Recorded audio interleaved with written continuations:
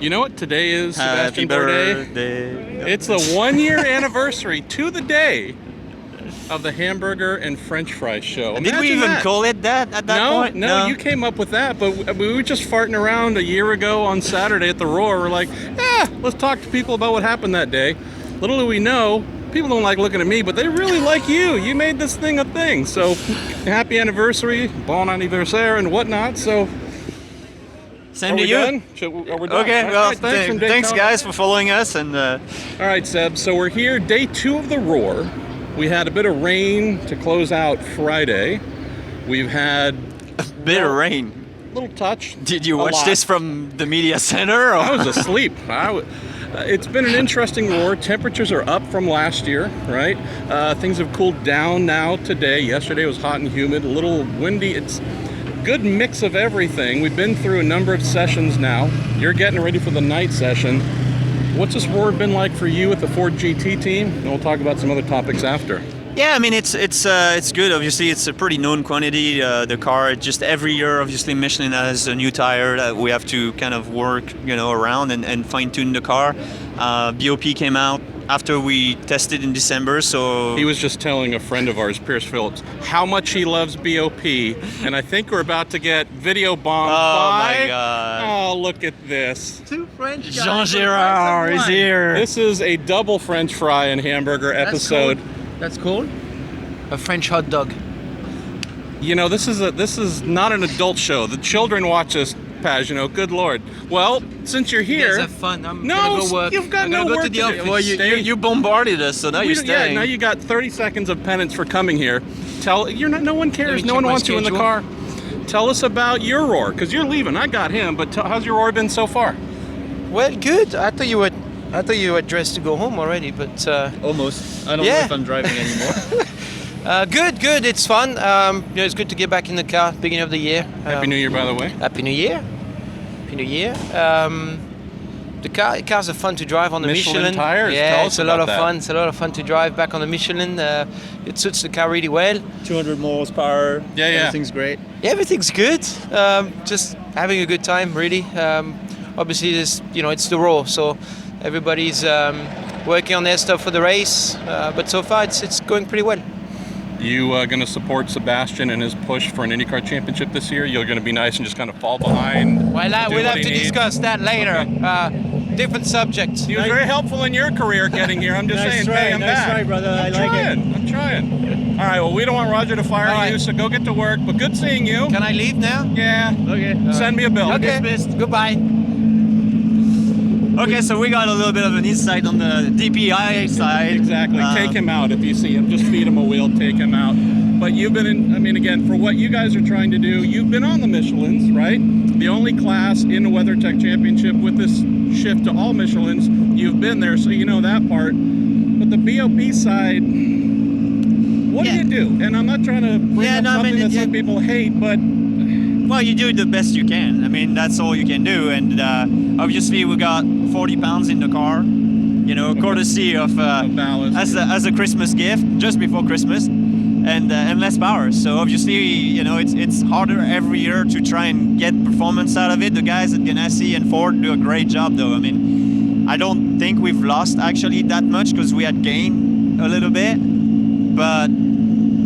Is it going to be good enough against the opposition? And we're getting, I think, pretty much the WEC tires, which are tires that were designed for tire warmers or the little heaters, tents. So the outlaps are really sketchy, but it's all right. I mean, the car is as good as we've had it, I think, around here. And I think it's going to be a fun season, but for sure, if they're going to put weight in our car, which I'm okay with that, but I'd really like to see more power so we can fight, coming off the corners and stuff. The problem is that thing's so slick in the air that it goes too fast on top speed, and then everybody's screaming. So it's a tough car to BOP, I get that, but it's really hard for us to race it when we're kind of BOP'd that way. So Seb has a dream of racing this car, or at least qualifying it At with least no BOP driving at it. all. He would be so happy. yeah, I mean,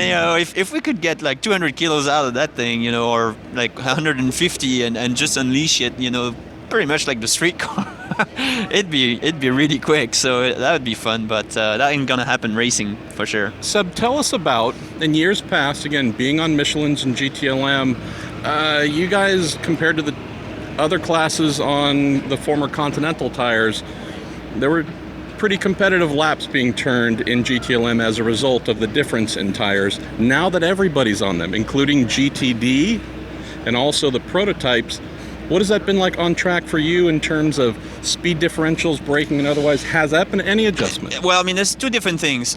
So one being, and that's the bigger factor is obviously the GTDs now are faster.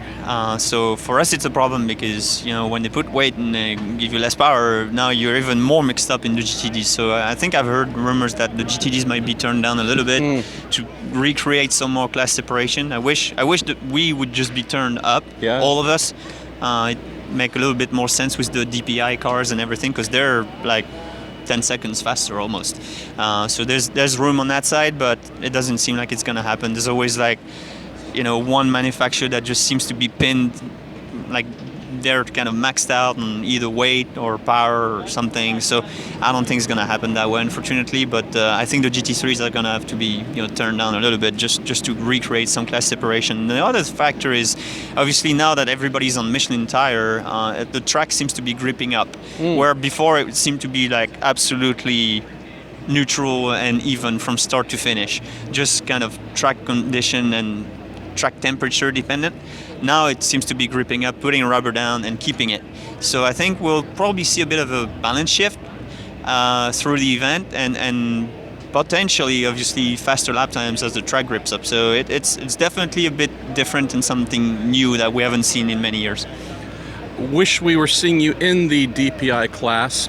Have you been able to look at any of their lap times, or maybe just from what you've seen on track with them, and gain an appreciation for the fact that based on the fastest lap from today, these DPIs are just over half a second off the all-time lap record set by GTP cars? I mean, these DPIs are getting quick, brother. These Michelins are certainly part of it, plus dialing them up a little bit too now that they're split from P2s. Yeah, I mean, of course, the BOP, I mean, there's a lot of room on most of those DPI cars to go up in performance, and they sure got a bit of help that kind of separated them from the LMP2s, and you know, like you said, tires are better, and yeah, and then they could go pretty darn fast, you know, if they were all kind of going up and up. But yeah, that record stood for many years, and you know, we don't really have recent records from LMP1 cars or anything like that, because it's never run here, but it's definitely getting up there. And like I said, I mean, they start to be significantly faster than the second class, which we are right now. So yeah, and it's definitely a different environment. When they go by pretty darn fast, and they brake deep and they carry speed. So it's a different deal and different interaction with the top class for sure. Let's close on this. This is a great weekend every year, not just because it's the first official IMSA test, but we also have I forgot one thing though. Oh, I was talking to Timo and Bernard, and he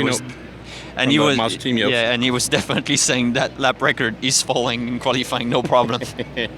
We get thousands of kids from the Boy Scouts of America. We know, obviously, with Dale Coyne Racing, a very big, passionate involvement there. What's it like having a bunch of kids here that I'm sure you've been signing autographs and posing for pictures and such, but how fun is that too, knowing that outside of the business that you do, the work you do in the car, it's kind of some cool developing future fans maybe? Yeah, I mean, it's been going on for many years now at the Roar, and unfortunately they always tend to get miserable weather, but they soldier on, and I mean, hats off obviously to the parents and the people accompanying those kids, because it has been hard on them. They've been rained on, they've been in the cold, they've been in the wind. It snowed one year. Camping in the mud over there, and they still have a ball, and you get those kids, and it's great to see the enthusiasm and the passion. So really happy to see that, and really happy to see that it keeps growing every year. All right, we're done with the first anniversary show here. I've got to leave a little bit early tomorrow to catch my flight home. Love you, but my wife's, I love her even more. She's a lot prettier than you too. So don't know if we're going to have time for an episode tomorrow, but if not, I don't know. We'll make sure to do a couple of these at least when we come back for the race. Do I need to sign you to a new contract? Yeah, we got to talk, you know, man. I don't know how we're gonna do this, but it's all right. We'll figure it out. I'm the only one that gets Bourdais to work for free. Do you understand that? I feel so good about myself. Sorry, we're using you here for my entertainment. All right. It's all right. It's off the rails again. Yep, as usual. Nothing new. Thanks from Saturday night at Daytona.